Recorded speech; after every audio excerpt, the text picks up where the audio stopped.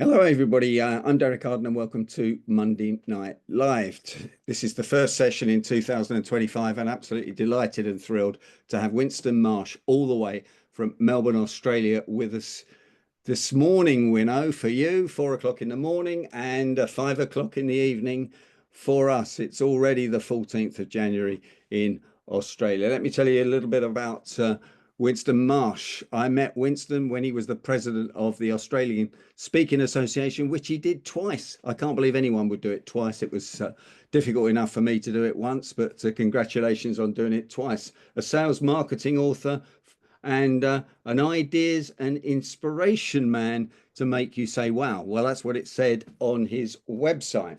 Australia's leading business consultant and celebrity speaker. I'm not quite sure on your website why you've got a can of Heinz baked beans, Winno, but perhaps you'll explain that to us at a later stage. I've got Winston's 10 tips to live by, which I think are absolutely fantastic. And so I'd like to ask you about some of those, Winno. And the first one is do whatever you promise to do.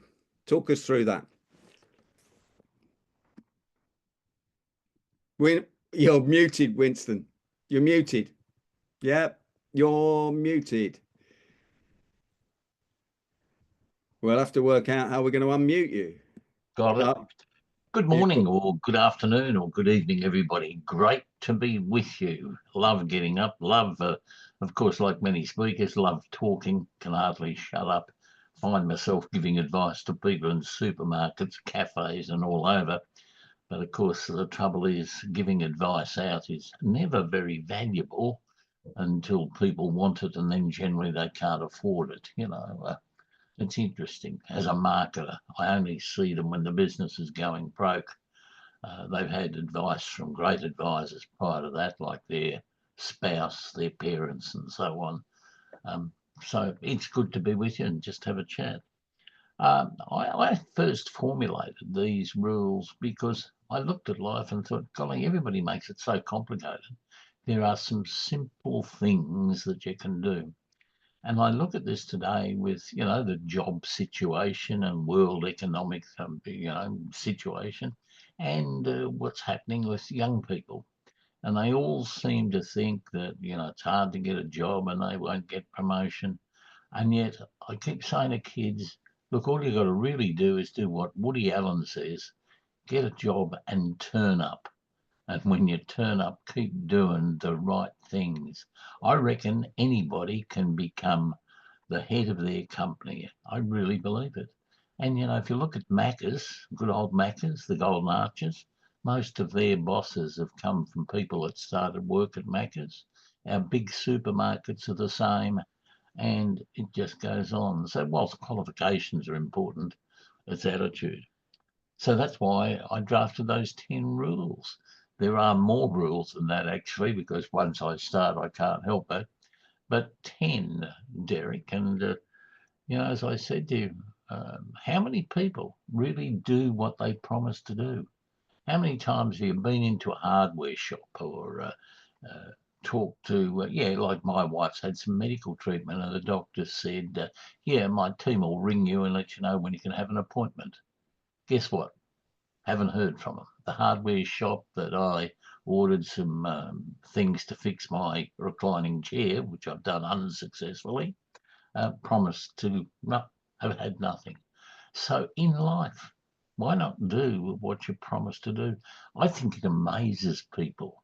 Don't know about you, Derek, but you've always said to me, I'll be talking to you at 4:45 in the morning. Can you be there? And I've said, yeah, and you've been there too. Great sort of rule, I think. So Absolutely. the next rule, never let a day go by without laughing. I actually have 4 rules I judge my day by. The things I have to do before I go to bed every day is number 1, have learnt something today.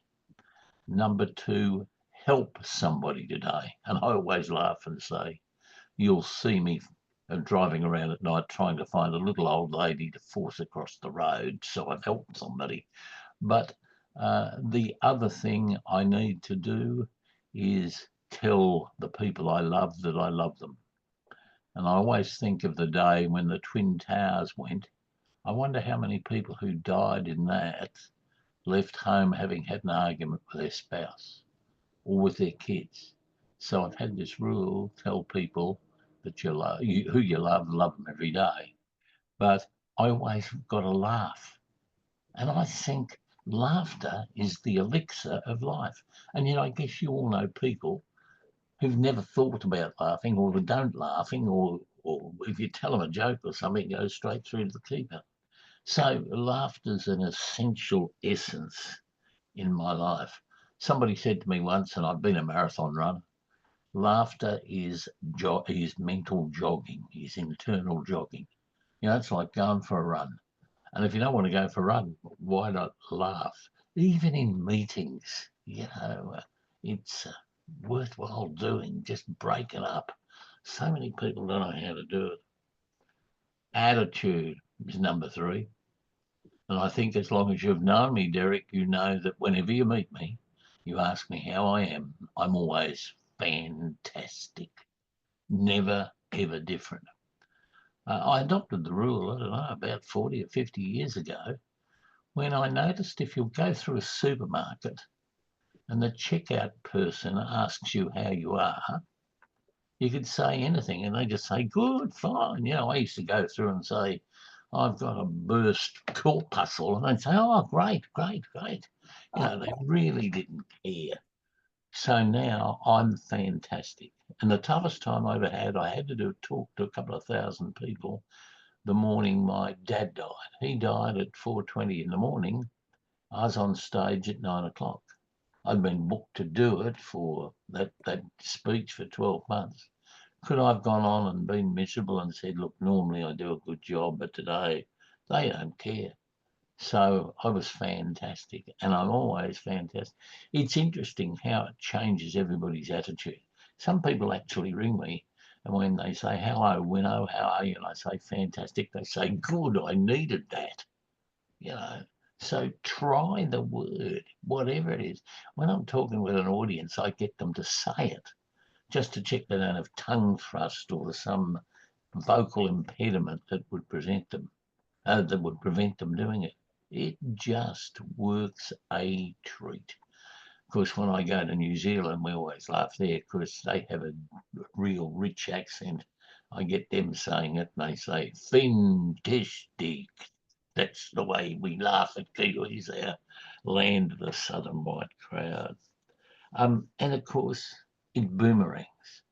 It's amazing when you say fantastic to somebody, particularly in a supermarket, I found, they often say to me, oh, we don't get that here very often.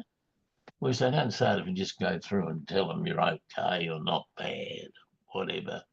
I think you've been saying fantastic a bit, Derek, haven't you? Has it infected you? Yeah, I've been saying it for 35 years. I got it from Brian Tracy, one of the American gurus. I just sat there and thought about it. And to be honest, Winno, I tried it on a few people, felt a bit stupid to start off with. And then people started laughing. Then they started laughing at me and with me. And it makes a massive difference because it improves your own self-talk, doesn't it? And I think that's one of the things we're going to come on to in a As minute. I slowly slide into senility, I'm talking to a lot of probus clubs now. Derek will tell you what they are, but they keep older people off the streets and entertained.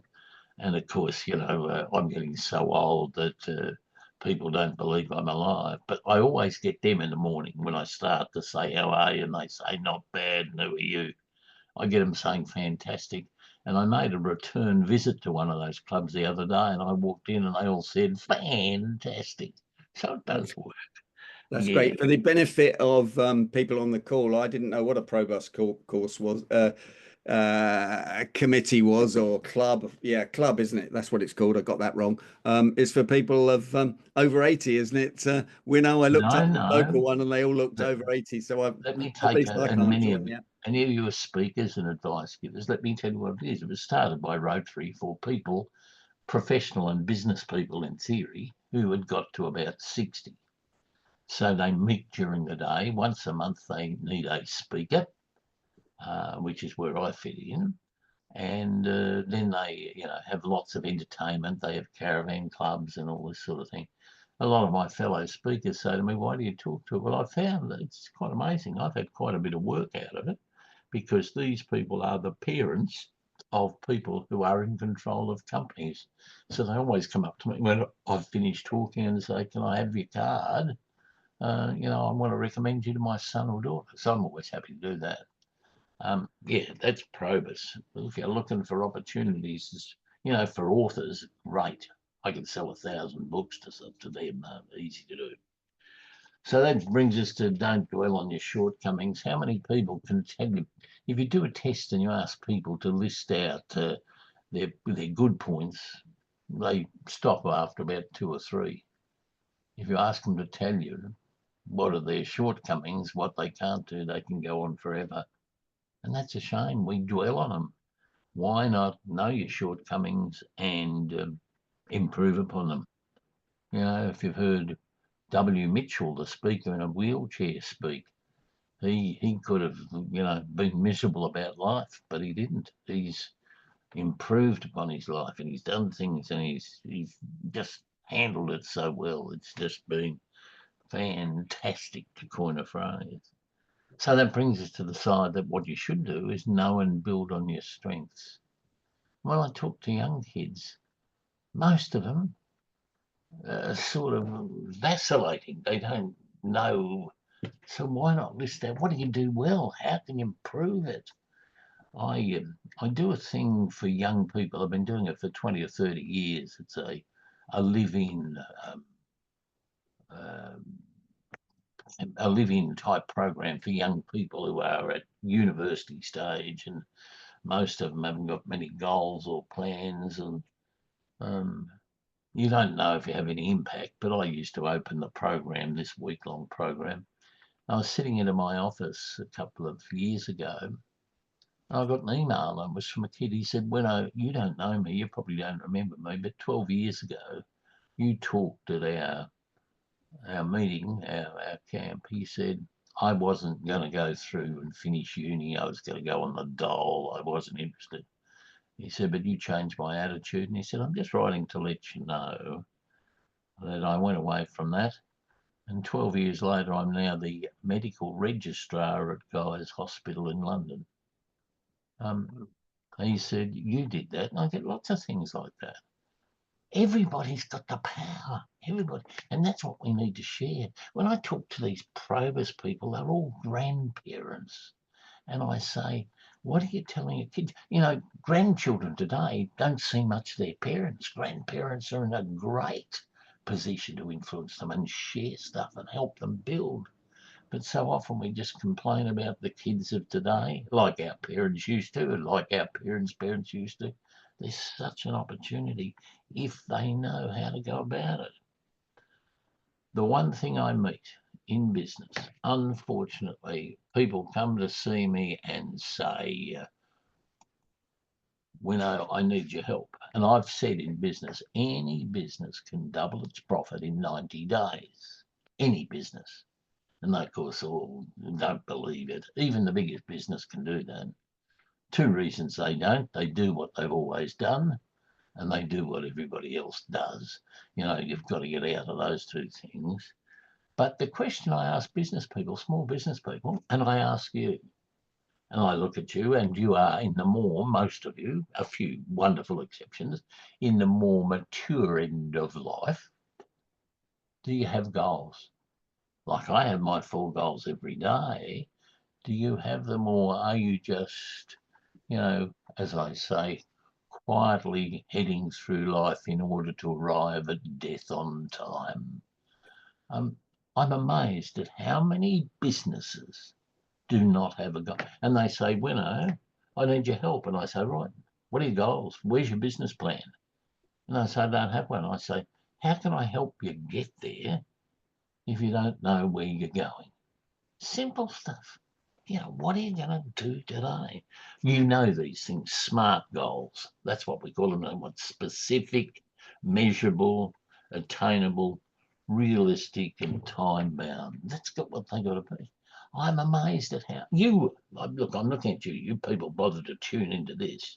You'd know, but I'm amazed at how many people do not know that. And once you've got some goals, all you've got to settle down and say is, well, what have I got to do to get there? When I do a seminar, I ask people to write down 2 or 3 things they're going to do as a result of the seminar. I ask them to mail these things to me or email them to me. Well, it's obviously too hard for most.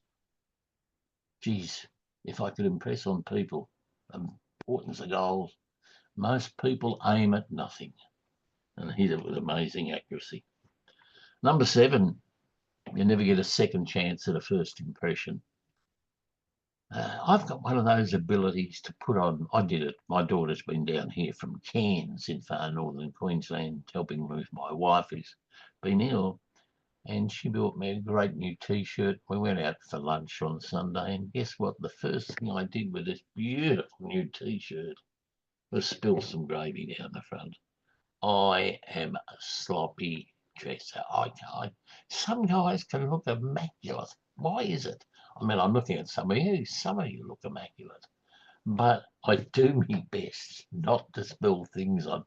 I still like to wear a tie, which has got, you notice people who run companies now have open neck business shirts. I reckon it looks sloppy. I reckon that, well, I was a celebrant at a funeral the other day. I was going to look good because, well, it was a sad time. No, it wasn't. It was a celebration of life. But I've got to set the pace. I've got to be the one that, well, sets it. And I've got to give you an impression. What do? People, how are you when you go to a cocktail party? Now, I know you're different. I know it'll be the person on your left or right who's the one that doesn't do that. But do you circulate at a cocktail party, or are you the person that walks around holding the glass, or don't even walk around, just sort of get in there? And yet, when you go to a cocktail party, the beauty is you probably don't know anything.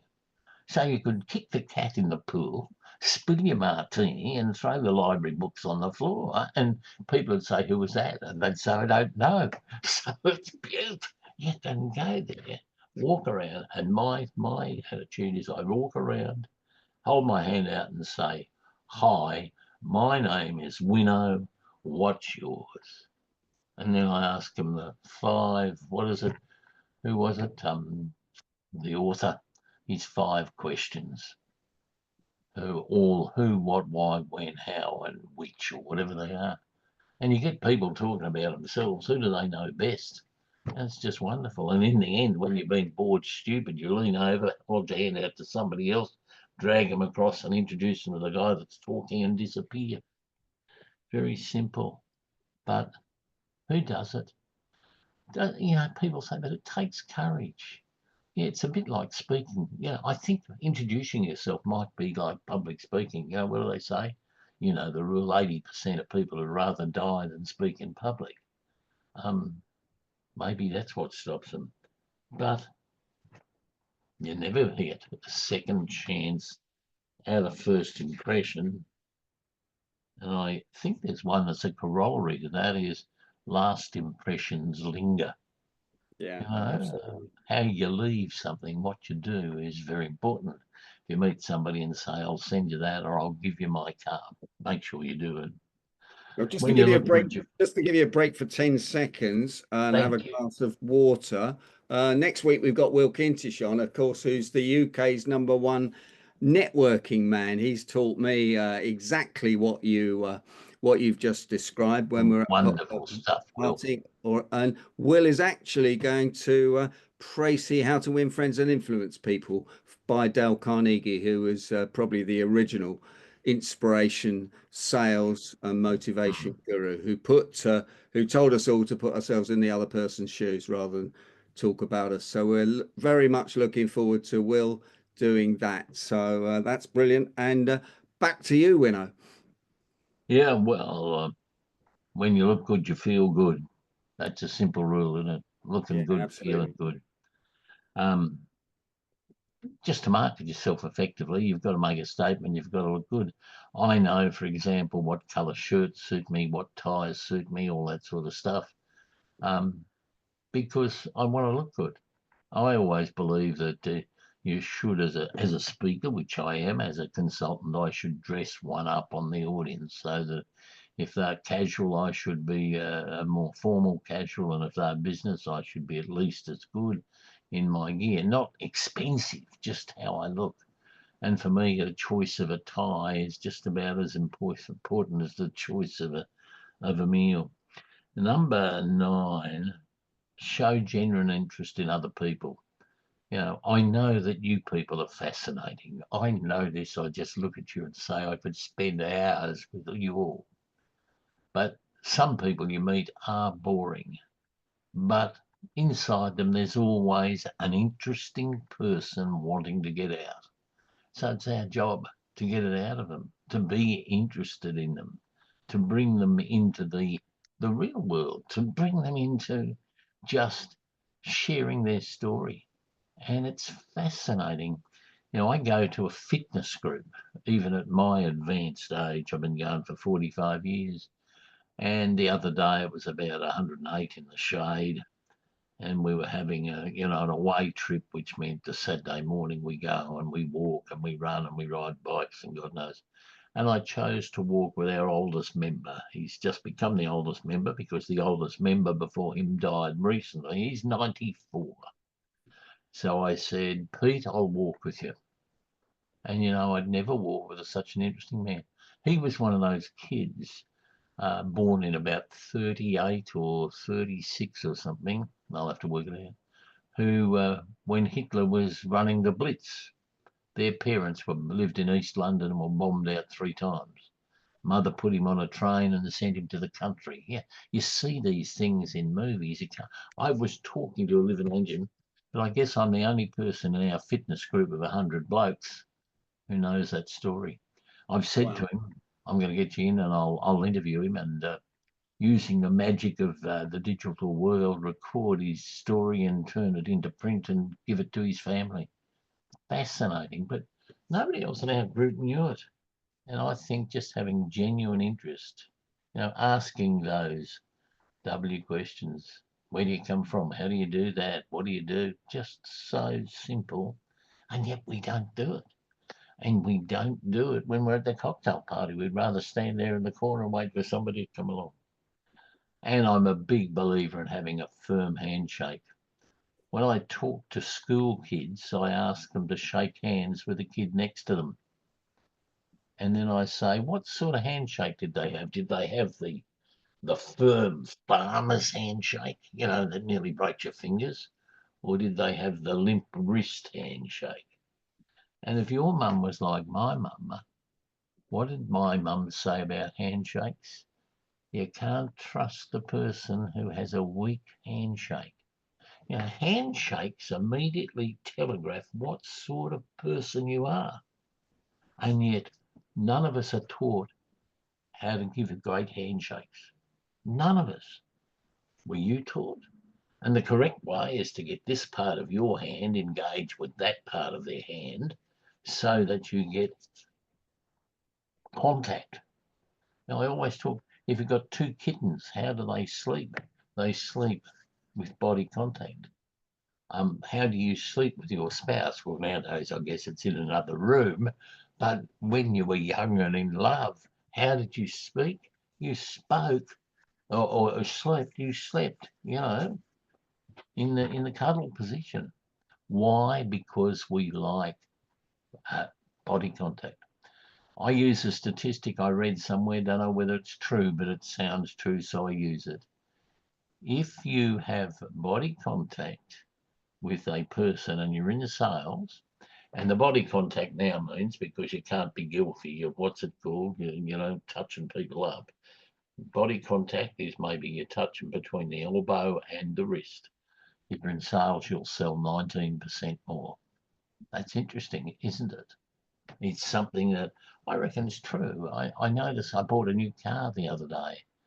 The salespeople I related to were the ones that said, let me show you, and they lightly guided me.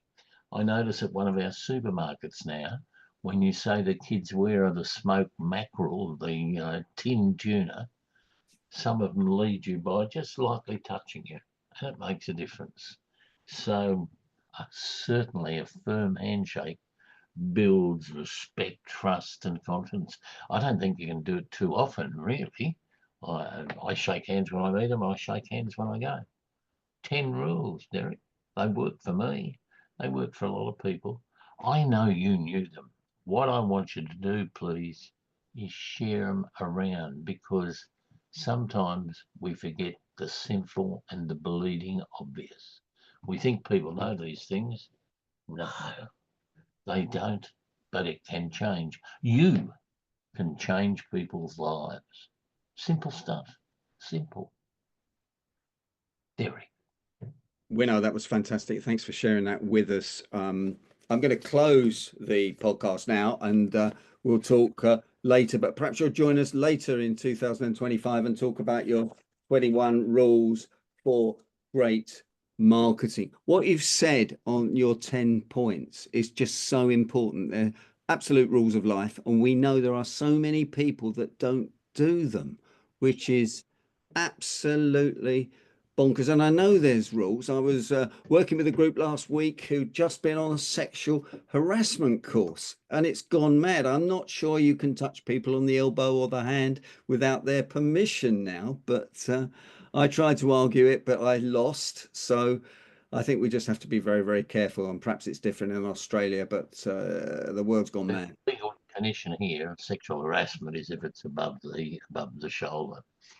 Oh, is that right? Okay, well, that's good. I Winston. find out what it's your post. Personally, I like being sexually harassed, but nobody does. Yeah, well, you're not allowed to say that anymore. But Oh, Winno, thanks for joining us at 4:30 in the morning, Australian Melbourne time. We really appreciate that. And can I ask members of Monday Night Live to give Winno the usual vote of thanks and applause, which would be fantastic. And we look forward to you joining us again. And perhaps you can get up at 4 o'clock in the morning just for several of our speakers in 2025. Winston Marsh, thanks for joining us. Your website is www.winstonmarsh.au, I guess. .com.au. .com.au, of course, of course. Brilliant. Thank you so much. And I will stop the recording now.